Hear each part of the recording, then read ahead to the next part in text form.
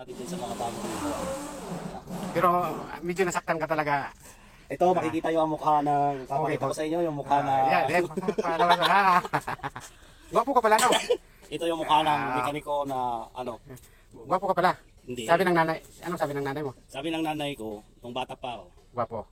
anak, paglaki mo, magiging Yung, pogi ka rin. bilib lang ako sa'yo, yung balbas mo, parang mga ipis lang ba? No? Alam mo Ang mga, cute, no? ano, dyan din na, Pero may lahi ka siguro. lahi, Kasi pula eh. Pula-pula kang pagnainitan. may lahi kami, Australiano ano, o Pakistani, hindi naman.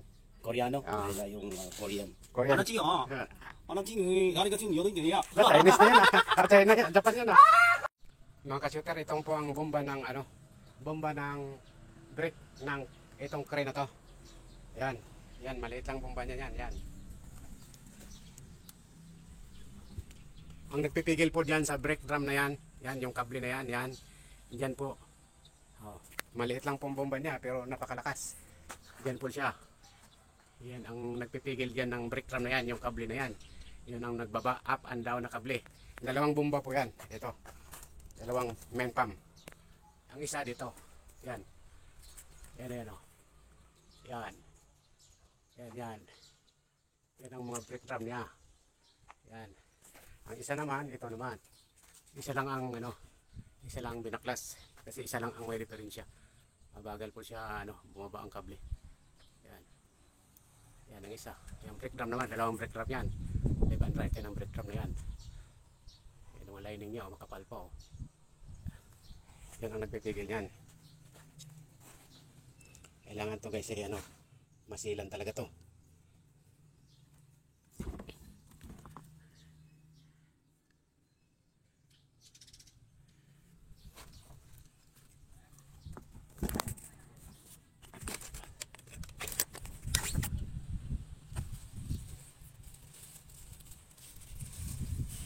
Balutin natin guys sa panuhuton.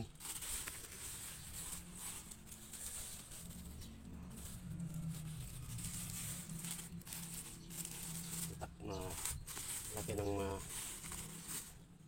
saka itong ano niya, spring oh. Ito mga gamit niya oh.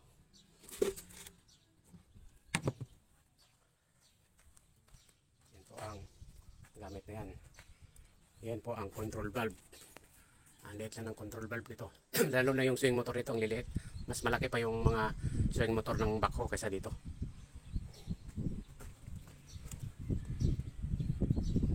Round table.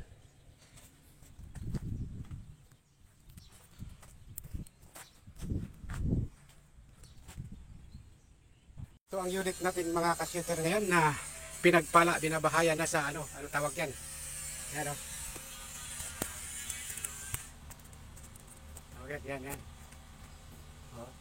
Sa amin yan, tamain eh, sa Bisaya eh. Ang tawag yan, pakikomen nga kung ano Tagalog yung mga yan. Pinagbahayan na yung bako natin.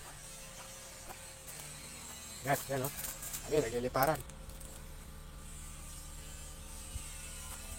Yan po mga ka-shooter, ang swivel divider ng ating unit na 320 Caterpillar.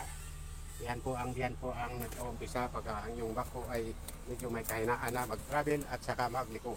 Yan po tayo manghusga aron makikita natin ang diferensya ng pisa ng yung dapat palitan. Ito po ang main pump ng mga ka-shooter. Ito po ang main pump ng Caterpillar. Si Tito Caterpillar ang ating unit. Ito po ang main pump. Ito po ay yung ano niya, charger pump. Ito po ang may diferensya, ang charger pump na mahina na po kumilos ang inyong bako. Sasalangan po nyo dito ng pressure gauge at saka sasalangan din nyo dito sa main pump ng pressure gauge. Dalawang pressure gauge ang inyong ikakabit. Makikita niyo ang pressure pump ay ang PSI ng pressure gauge ay umaabot ng 750 PSI. Ibig sabihin ang inyong bomba ay maganda at walang diferensya.